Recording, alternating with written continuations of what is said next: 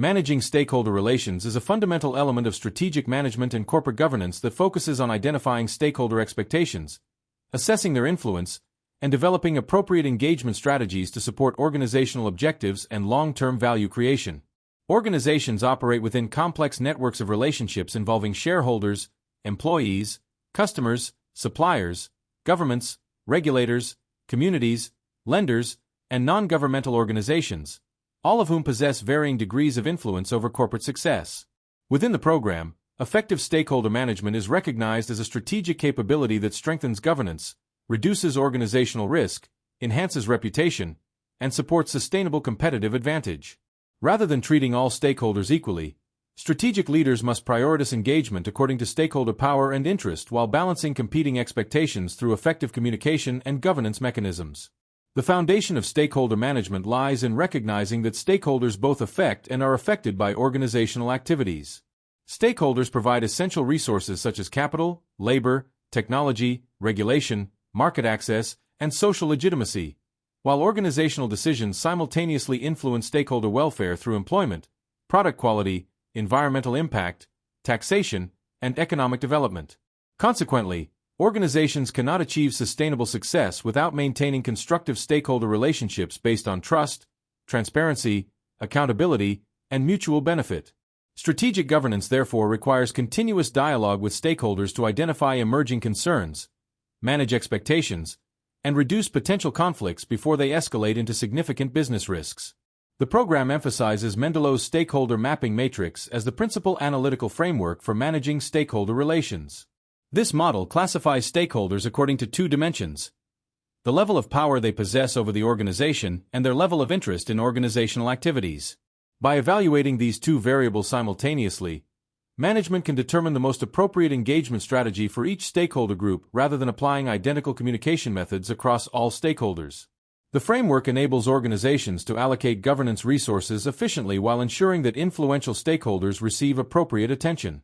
Stakeholders with high power and high interest are classified as key players and require the highest level of managerial attention. These stakeholders possess both the ability to influence organizational decisions and a strong interest in corporate performance or strategic direction. Examples include major institutional investors, governments, strategic partners, regulators, and large customers. Organizations should actively engage these stakeholders through regular consultation, strategic communication, participation in decision-making where appropriate, and transparent disclosure of relevant information. Failure to manage relationships with key players effectively may result in significant strategic, financial, or reputational consequences. Stakeholders possessing high power but low interest should be kept satisfied to ensure that they do not become highly interested and potentially disruptive.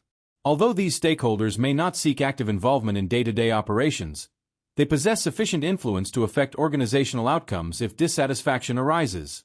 Examples may include financial institutions, large creditors, regulatory agencies, or influential government bodies during periods of routine operations. Management should provide sufficient information and maintain positive relationships without excessive engagement, ensuring continued support while avoiding unnecessary resource expenditure. The framework specifically recommends focusing on key players while keeping satisfied stakeholders appropriately engaged so they do not become key players themselves. Stakeholders with low power but high interest should be kept informed because they demonstrate significant interest in organizational activities despite possessing relatively limited influence over strategic decisions.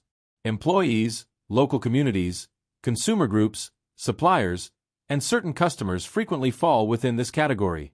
Regular communication, consultation, sustainability reporting, employee engagement programs, and public disclosure initiatives help maintain trust and encourage positive stakeholder relationships.